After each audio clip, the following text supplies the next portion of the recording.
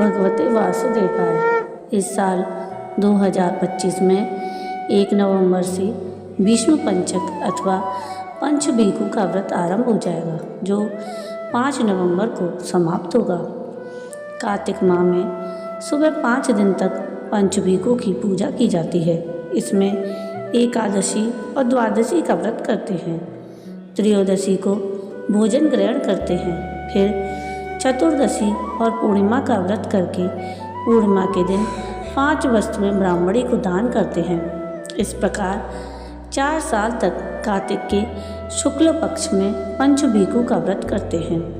सामर्थ्य अनुसार व्रत करके 5-5 चीज़ों का दान करें। 5 साल में व्रत पूरा होने के बाद ब्राह्मण ब्राह्मणी के 5 जोड़ों को भोजन कराकर और दक्षिणा देकर विदा किया जाता है। यह दान व्यक्ति की इच्छा पर निर्भर करता है। अपनी सामर्थ्य अनुसार दान किया जा सकता है। आइए अब सुनते हैं पंच बिहू की कहानी। किसी गांव में एक साहूकार रहता था। उसके एक बेटा और बहू थे। साहूकार की बहू कार्तिक माह में रोज सवेरे उठकर गंगा स्नान के लिए जाती थी। सुबह गंगा स्नान के लिए जाते समय वह किसी भी पराये पुरुष का मुंह नहीं देखती थी। उधर एक राजा का बेटा भी सुबह सवेरे गंगा स्नान के लिए जाता था, लेकिन वह हैरान होता कि मैं इतनी जल्दी उठता हूँ स्नान के लिए, लेकिन कोई भी है जो मुझसे भी जल्दी उठकर स्नान करके चला जाता है। कार्तिक माह के 5 दिन बचे थे कि एक दिन साहूकार की बहू तो स्नान करके वापस जा रही थी और उधर राजा का बेटा स्नान के लिए आ रहा था। आवाज़ सुनकर साहूकार की बहू जल्दी जल्दी जाने लगी, लेकिन जल्दबाजी में उसकी माला मोजड़ी वहीं पर छूट गई। राजा के बेटे ने उसकी माला मोजड़ी उठा ली और सोचने लगा कि जिस स्त्री की यह माला मोजड़ी इतनी सुंदर है, वह स्त्री कितनी सुंदर होगी। उसने पूरे गांव में मुनादी करवा दी कि जिसकी यह माला मोजड़ी है वह 5 रात मेरे पास आएगी। साहूकार के बेटे की बहू ने कहलवा दिया कि मैं 5 रात आऊँगी, लेकिन किसी को साख भरने बैठा देना। राजा के बेटे ने एक तोते को पिंजरे में बंद कर गंगा किनारे पेड़ पर टांग दिया। बहू सुबह के समय आई, पहली पैड़ी पर पैर रखा और बोली, हे कार्तिक के ठाकुर राई दामोदर, 5 पांडु, छठे नारायण, भीकम राजा, उस पापी को नींद आ जाए। राजा के बेटे को नींद आ गई। बहू नहा धोकर चलने लगी तो तोते से बोली, सुबह सुबह तेरे गल डालूंगी हीरा, मेरी साख भरियो वीरा। सुबह बोला कि कोई वीर भी साख भरता है क्या?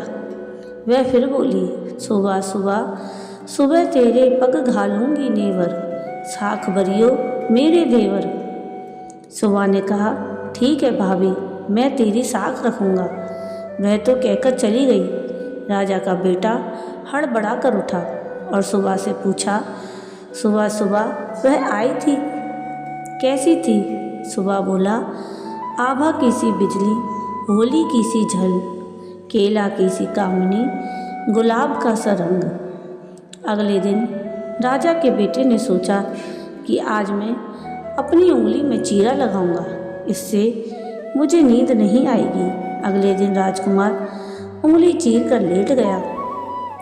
साहूकार की बहू आई और भगवान से उसी तरह प्रार्थना करने लगी तो राजकुमार को फिर से नींद आ गई। वह स्नान करके फिर से वापस चली गई।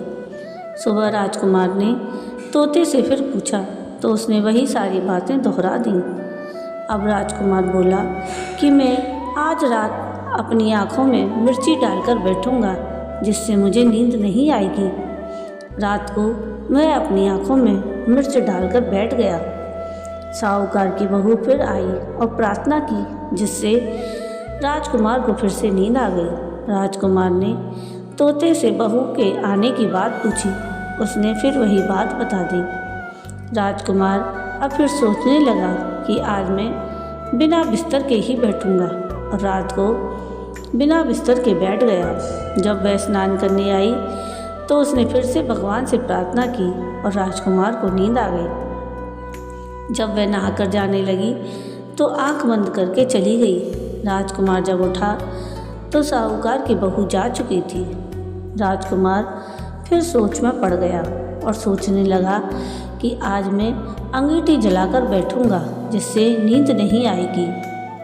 राजकुमार रात को अंगीठी रखकर बैठ गया। साहूकार की बहू आई और फिर से भगवान से प्रार्थना करने लगी कि आपने 4 रातें तो निकाल दी, अब यह रात और निकाल दो।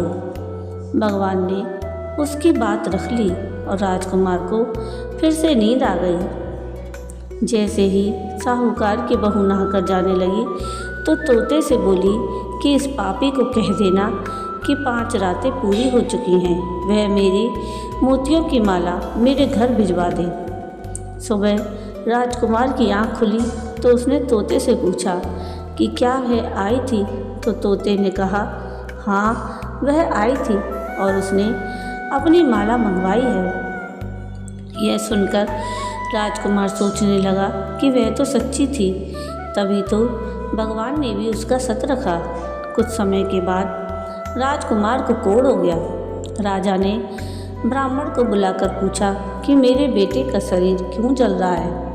ब्राह्मण ने विस्तार से सारी बात राजा को बताई कि इसने क्या किया था। ब्राह्मण ने कहा कि इसने पतिव्रता स्त्री पर बुरी नज़र डाली, इसलिए यह इस रोग से पीड़ित हुआ है। राजा ने इसके ठीक होने का उपाय पूछा तो ब्राह्मण ने कहा कि यह उस राजकुमार की बहू को धर्म की बहन बनाए और रोज़ उसके नहाए हुए जल से यह स्नान करे, तभी यह ठीक हो सकता है। राजा साहूकार की बहू की माला लेकर साहूकार के घर गया और बोला कि यह माला आपकी पुत्रवधू की है, इसे ले और आपकी बहू के नहाए हुए जल से मेरे बेटे को नहला दें।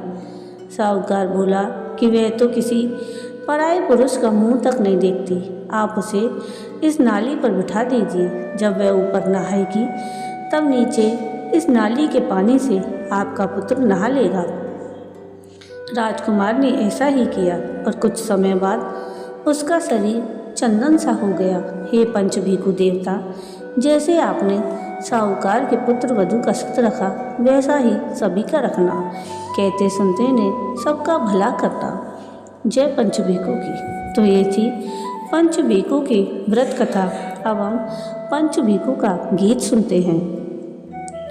पूर्ण नहाई पड़वा नहाई, 5 रतन पंच तीरथ पंच भीखम नहाई। पूनो नहाई पड़वा नहाई, 5 रतन पंच तीरथ पंच भीखम नहाई। 1 टका मेरी गांठ में सुनियो रघुराई, आधे का लाई आंवला आधे की राई। राई दामोदर सांवला जिसने सृष्टि रचाई, राजा के घर उतरी पुत्री बन आई। राजा लाया ब्याह के रानी बन आई। 4 चक्कर 4 मक्कर 4 दिए की लौ, मैं तुझसे पूछूं श्री किशन जी कब निस्तारा होए। जब आएगा कार्तिक का महीना तब निस्तारा होए। पूनो नहाई पड़वा नहाई, 5 रतन पंच तीरथ पंच भीखम नहाई। जय श्री हरि। तो ये थी पंचभीखु की व्रत कथा और पंचभीखु का गीत। आपको आज का मेरा ये वीडियो कैसा लगा मुझे कमेंट करके ज़रूर बताइएगा। और अगर आपको आज का मेरा ये वीडियो पसंद आया हो तो प्लीज़ इसको लाइक शेयर ज़रूर कीजिएगा और प्लीज़ मेरे चैनल को सब्सक्राइब कीजिएगा और कमेंट में राधे राधे ज़रूर लिखिएगा। वीडियो पूरा देखने के लिए थैंक यू। राधे राधे।